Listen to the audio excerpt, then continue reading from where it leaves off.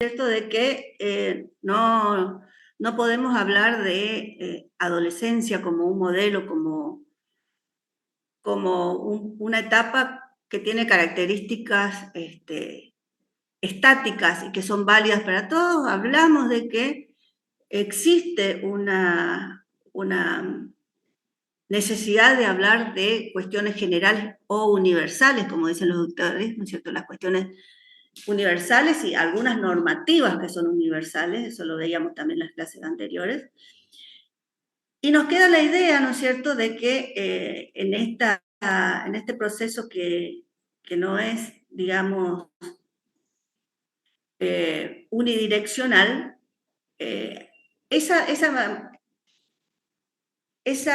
característica de no ser unidireccional la da también esta cuestión de que la adolescencia es un fenómeno multideterminado, dicen los autores que estábamos trabajando, ¿no?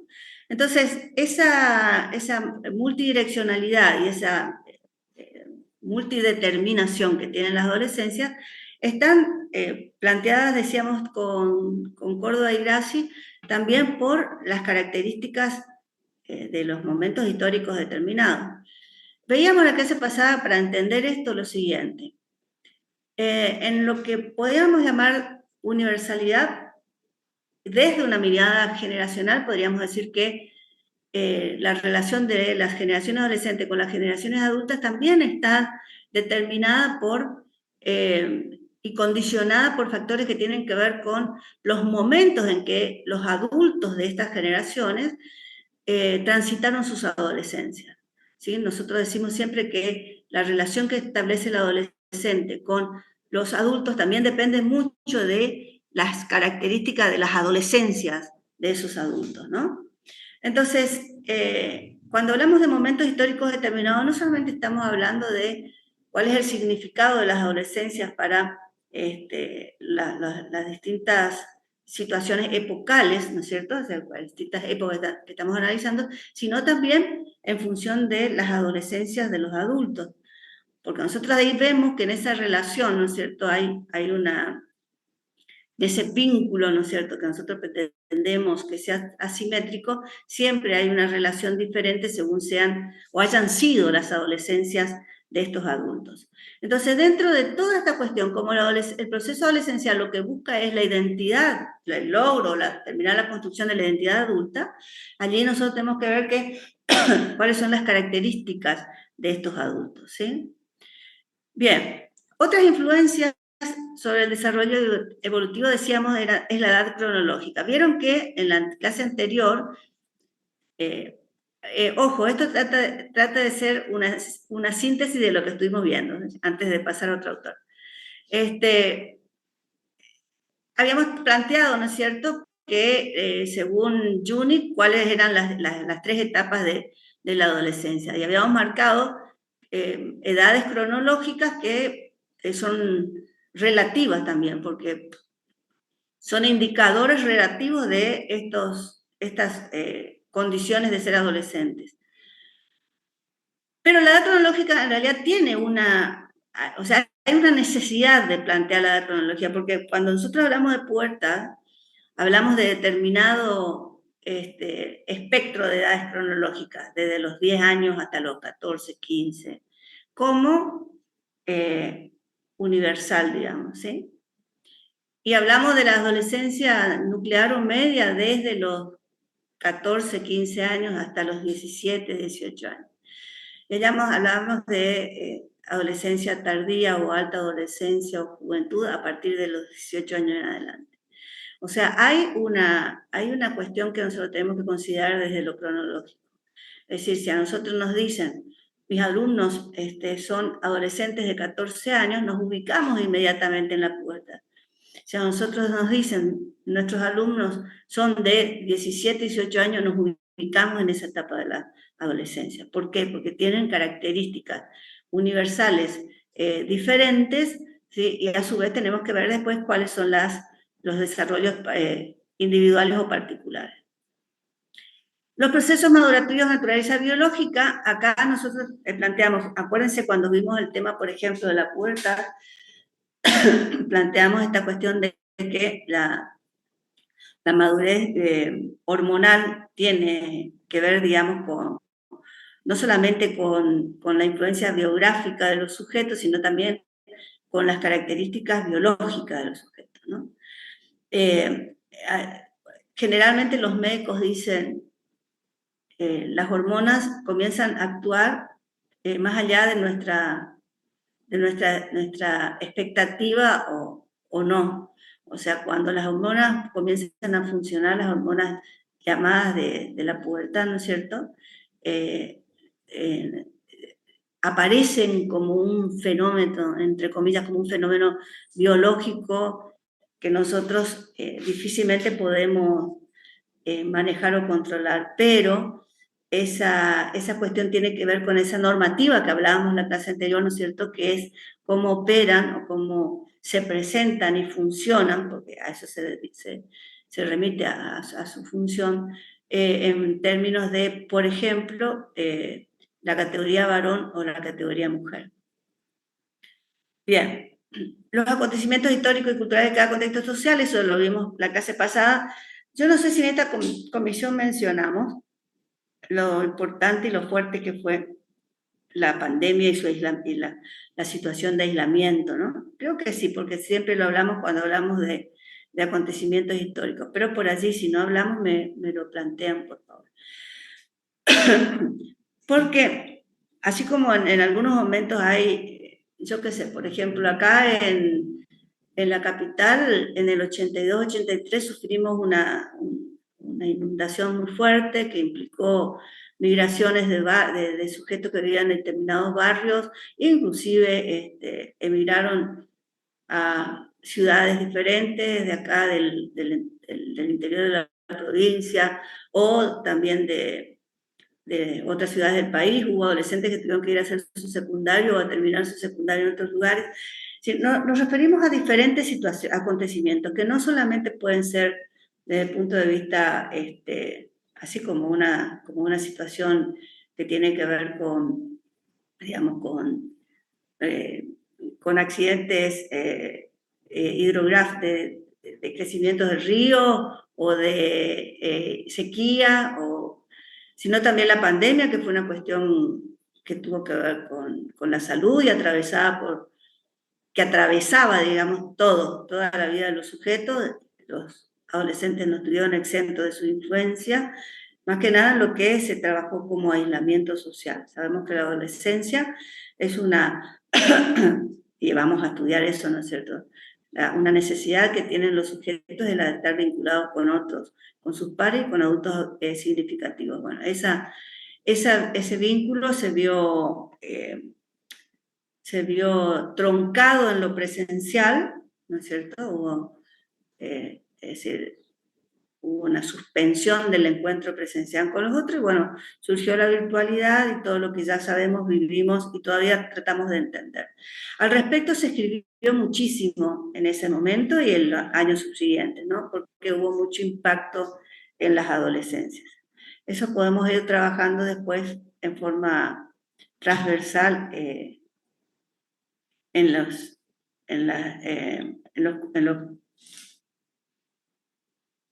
a ver, ¿ustedes me ven bien? Yo empiezo a tener dificultades otra vez. Bueno, entonces, en la última trama que plantea acá la diapositiva, ¿no es cierto? Vemos nosotros que a ver.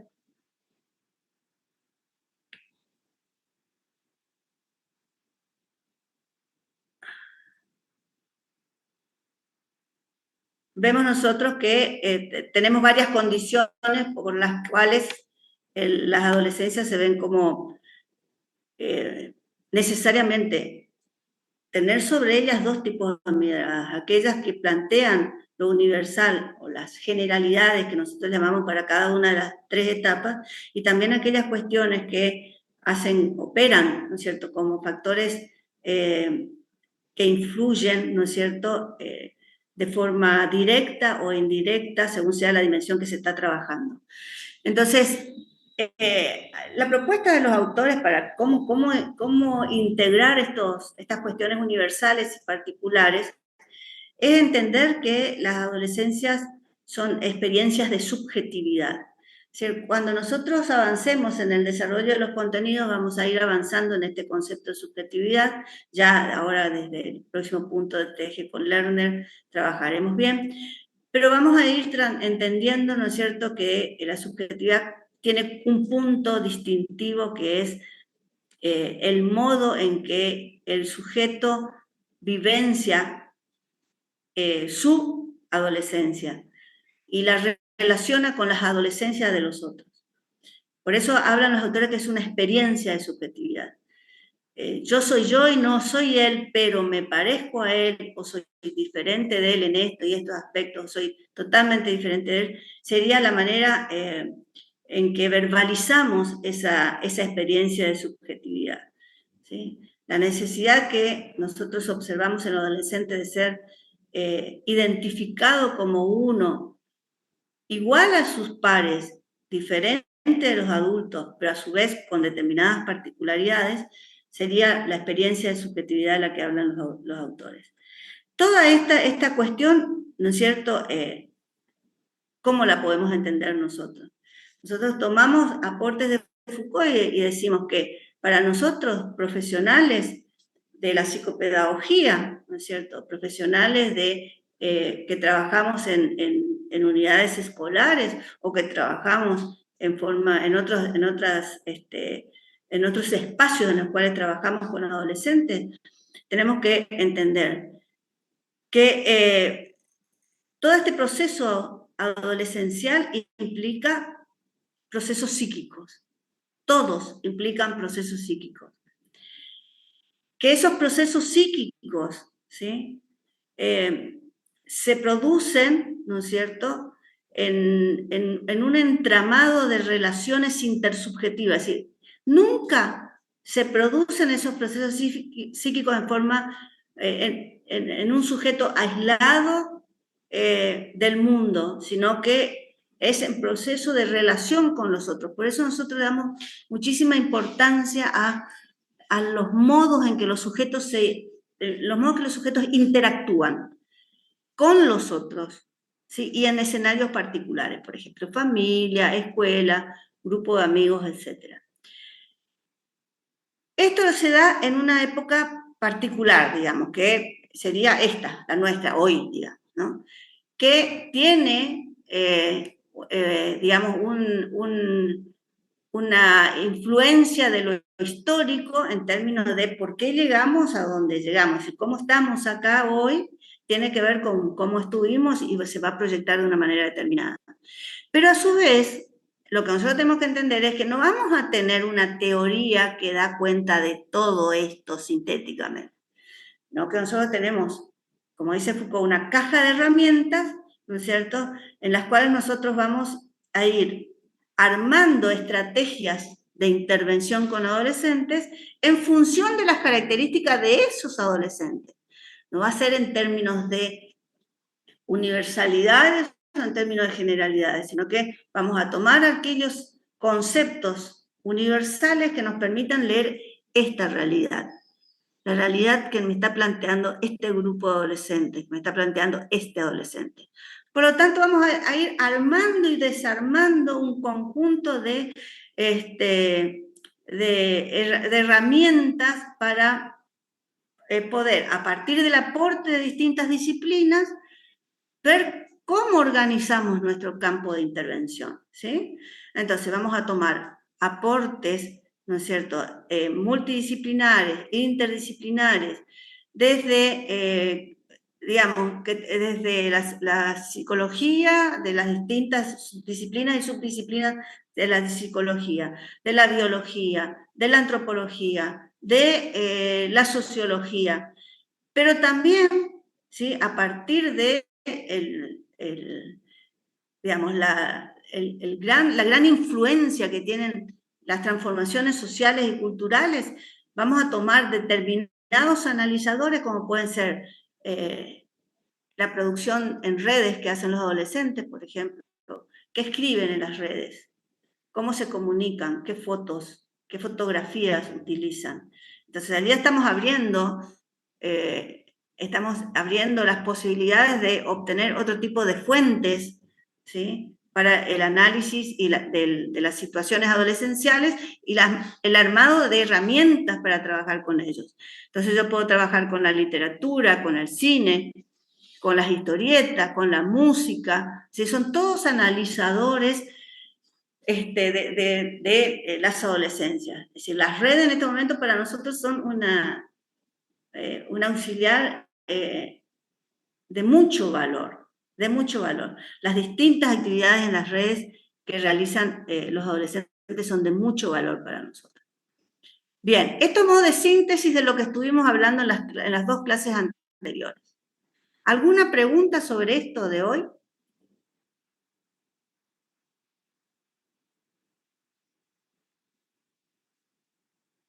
O si no, seguimos.